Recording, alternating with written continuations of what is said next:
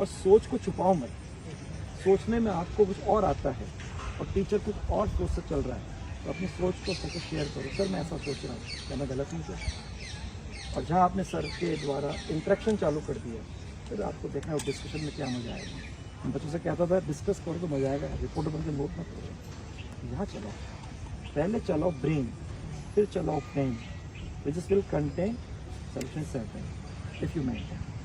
पक्की बोले रिपोर्टर बन गए ना तो फिर वो अखबार वाले नहीं होते, हाँ साहब क्या करते हैं, अच्छा क्या मतलब कौन सी न्यूज़ थी, बस अखबार में आ गया। तो अपन को वैसे अखबार की तरह नहीं पढ़नी चाहिए, डिस्कस करने का, क्योंकि डिस्कस में कस होता है और कस में विषय का रस होता है, तो वो आप फिजिक्स में डेवलप होने लग जाएगा। आपको खुद को लगेगा यार फिजिक्स सब्जेक्ट कितना आसान है, अगर हम उसकी पहचान कर लें कि इसको अंडरस्टैंडिंग करना है, इसको आप मैथ्स की तरह प्रैक्टिस न्यूमेरिकल में कर सकते हो, इसको एज ए इंफॉर्मेशन आप केमिस्ट्री या बायो में कर सकते हो। लेकिन सबसे पहले कि कुछ भी चीज़ है तो वाई एंड हाउ, अगर ये देखा ना why and how, this become wow, बस वो पहले तो चलो वाई एंड हाउ।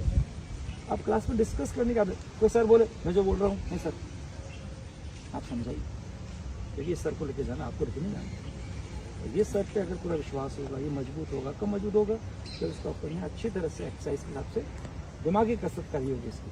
बस अपन जब कसरत करते हैं तो बल के सबसे बलिष्ठ होते नहीं होते, तो इसका भी बल बढ़ता है, वो हमें करना चाहिए। आपने अगर अपना नेचर बना लिया कि यार ये कोरा कागज नहीं रहना चाहिए, भले कॉपी में एक बार भी पेन नहीं चला, लेकिन अगर यहाँ चल गए ना तो जो थिंकिंग की नेचर हो जाती है ना, तब कितनी भी लाइन लिख दे, बस थोड़ा थॉट प्रोसेस चालू करो और कुछ भी नहीं, ज़्यादा नहीं है। ऊपर वाले ने केवल ब्रेन दिया है जो कुछ भी कर सकता है, केवल हमारी सोच बदलनी है कि हमने पहले फिजिक्स में ये नहीं सर की सोच के लेके चलूँगा, मैं खुद की सोचूंगा और मैं हिस्टेट नहीं करूँगा, इससे झिझक नहीं रखूँगा, अपनी सोच को सर की सोच से इंटरेक्ट करने के लिए बात भी करूँगा। तो जितनी मुंडी उतनी बुद्धि, जितनी बुद्धि उतनी सोच। तो सोचने के लिए मना है क्या? बस सोचो, तो मैं सोच रहा हूँ, तू क्या सोच रहा है? भाई सर मैं सोच रहा हूँ, मेरा सर का ध्यान, क्योंकि कोई सर को लेके नहीं जाओगे, इसका ये मजबूत होना चाहिए, ये खोखला नहीं होना चाहिए, सॉलिड होना चाहिए। तो आपका फिजिक्स में एक तरीका और बता रहा हूँ, कभी आपको लगे कि फिजिक्स में सर ने जो पढ़ाया उसका कंसेप्ट बिल्डिंग हो गया लेकिन क्वेश्चन नहीं हो रहे, उसको बहुत इजी करने का अप्रोच है डायग्राम अप्रोच। बस हमारी सबसे गजब की पावर क्या है? विजुअल। जो पढ़ाई हमने कभी अगर याद नहीं होती या समझ में नहीं आती, मतलब पढ़ाई करने में लिख कर पढ़ना हो, बोल कर या सुनकर, तीनों में अगर हम फेल हो जाएं, लेकिन अगर दिखा दी जाए तो एक बार में याद होती है। ब्रेन के न्यूरॉन्स इसमें जाके स्टोर हो जाता है, वो ऐसा स्टोर होता है परमानेंट, जब भी उससे जुड़ी हुई कोई चीज़ सामने आएगी, असेंबल होगी, फटाक से कनेक्ट होगा। कभी ट्राई कर लेना। और दूसरा, जो चीज़ कभी समझ में नहीं आ रही, उसमें दिमाग स्टार्ट हो जाता है सोचने के लिए, क्योंकि तस्वीर हमेशा बात करती है। आप किसी घर पे जाओ, कोई भी आपको पेंटिंग देगी, अच्छा हुआ, तो आपका अपने आप क्या वो इंटरेक्शन चालू हो गया। बस वही आपका विजुअल पावर का खास रोल है। जब भी आपको कभी भी लगे यार ये चीज़ मेरे लिए फैमिलियर है, लेकिन इसमें थॉट डेवलप नहीं हो रहा, कैसे स्टार्ट करूँ, समझ में नहीं आ रहा, तो बस उसका एक हल्का सा फ्री स्केच बना। फ्री स्केच को बनाने में केवल जो कह रहा है as a instructor, as a guide, ऐसे डायरेक्टर मानकर फॉलो करके दिखा दो। तो चीज़ पढ़ी हुई है, डाउट ऑफ सिलेबस नहीं बोल रहा हूँ, जिससे आप एक बार परिचित हो चुके हो, ठीक है, और फिर आप देखो अरे यार कितनी आसान, और फिर आपका वो जो विजुअल पावर है वो भी चालू हो जाएगा, इंट्रैक्शन तस्वीर से चालू हो जाएगा, सिली मिस्टेक भी नहीं होगी, और दिमाग अपने आप आपको एडवांस चलाएगा। ये कभी भी करके देख रहे हो, मैं अपने साथियों से भी कहता हूँ, नोट इज परफेक्ट। लेकिन अगर आप चाहते हो कि पढ़े हुए टॉपिक का क्वेश्चन प्रॉब्लम नहीं बने, तो ये तरीका लगाओ, डायग्राम अप्रोच। पहले पढ़ने का तरीका, चलो पहले राजधानी से पढ़ लेते हैं, और लोग क्या करें समझ नहीं आ रहा, अरे राजधानी नहीं, अंडरलाइन करके, पेन पेंसिल इंग्लिश जो भी अंडरलाइन करके, कोमा है रुको, फुल स्टॉप है ज़्यादा रुको, आगे बढ़ो ही मत जब तक ये लाइन समझ में नहीं आ जाए। और अगर आपने ऐसा तरीका लगा लिया ना, तो ऐसे पढ़ने में आपका वो फ्रेमर जिसने आपके लिए क्वेश्चन पहले के रूप में बनाया, वो आपका एक गाइड बन जाएगा। हम घूमने जाते गाइड मिलता है, कितना लगता है कोई दिक्कत नहीं आएगा, आराम से एंटर भी कराएगा, बात छोड़ के भी आएगा, तब दिखाएगा। ऐसे वो आपका गाइड बन जाएगा, उसको फॉलो करते जाओ, अब आपका माइंड न चलकर केवल उसके अटैच हो चुका है, जैसा कह रहा फॉलो करते जाओ। अब दो जने मिलकर इस काम को, क्वेश्चन को कर रहे हैं, ऐसे नहीं कर रहे हैं, ऐसे कर 1 और 11 की तरह कर रहे हैं, तो बताओ क्वेश्चन प्रॉब्लम बनेगा? सवाल ही नहीं। आप इसके साथ जुड़ जाएंगे, आगे वो जब फुल स्टॉप के आगे कुछ लिखने वाला होगा ना, आपको एडवांस मालूम पड़ जाए वो क्या लिखने वाला है। अब वो क्वेश्चन अगर ऐसा 3 लाइन का हो कि 5 लाइन का हो कि पैराग्राफ क्यों नहीं हो, तो घबराते पैराग्राफ तो कौन पढ़ेगा? पढ़ना चालू करो यार। लास्ट में पूछेगा फाइंड आउट, आप बोलोगे answer is coming out. Determine, question is mind. क्योंकि फ्रेमर आपका हो गया तो क्वेश्चन जो उसने बनाया वो आपका क्यों नहीं हो।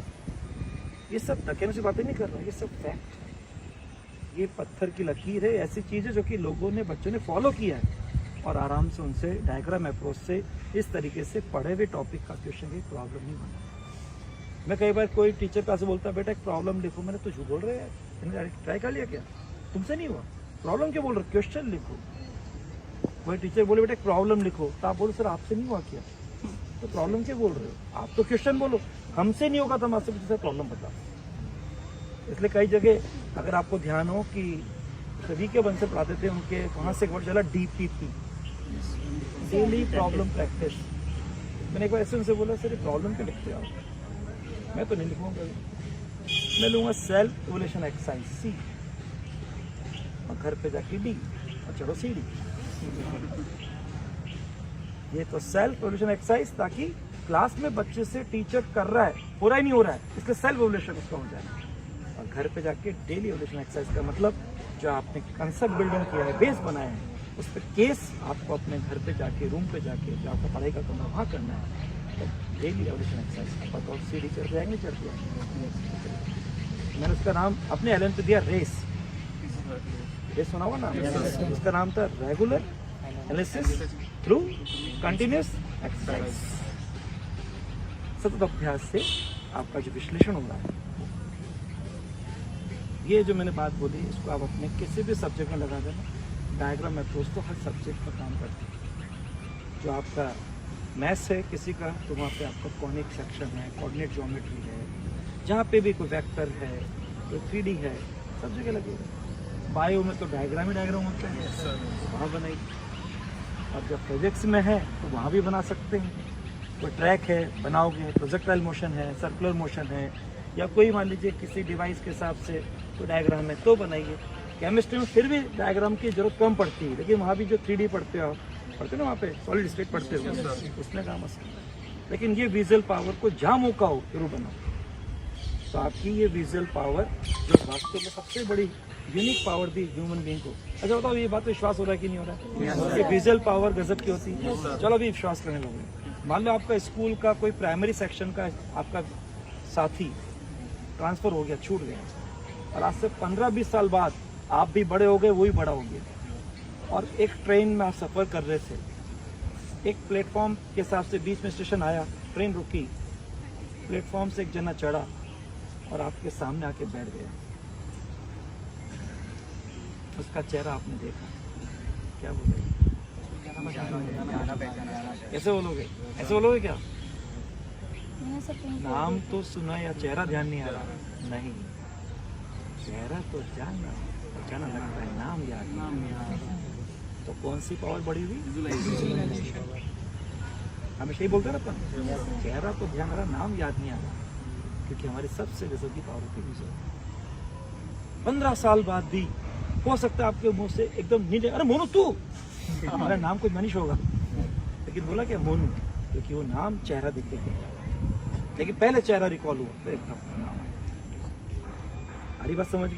इस तरीका बहुत काम आएगा। डायग्राम अप्रोच बनाइए। कोई भी सब्जेक्ट जहाँ पे अंडरस्टैंडिंग डेवलप नहीं होती थी, दिमाग नहीं चलता था, थॉट नहीं आता था, वो भी चालू हो जाएगा। और सब्जेक्ट से आप डील अच्छा करोगे। जब डील अच्छा होगा ना तो सब्जेक्ट को फील करोगे। जब फील करोगे तो फिर बोलोगे यार अब झील आ गई, स्पोर्ट लाएंगे इसके अंदर। ओके बच्चों, all the best. Thank you. Class में ध्यान रखना इस चीज़ का, कभी रट्टा नेचर नहीं चलना चाहिए, कोई भी सब्जेक्ट रट्टा फिक्शन नहीं चलना चाहिए, ठीक है? ये कॉम्पिटिटिव एग्जाम्स आपके वैसे नहीं है कि नॉलेज के लिए आप रख लो, एप्लीकेशन जरूरी है, ठीक है? इसलिए आते हो क्या आप लोग? ऐसा कर रहा हूँ कि हम भी आपसे कभी बोले बेटा सेल्फी हो जाए। पक्का? जैसे फंक्शन में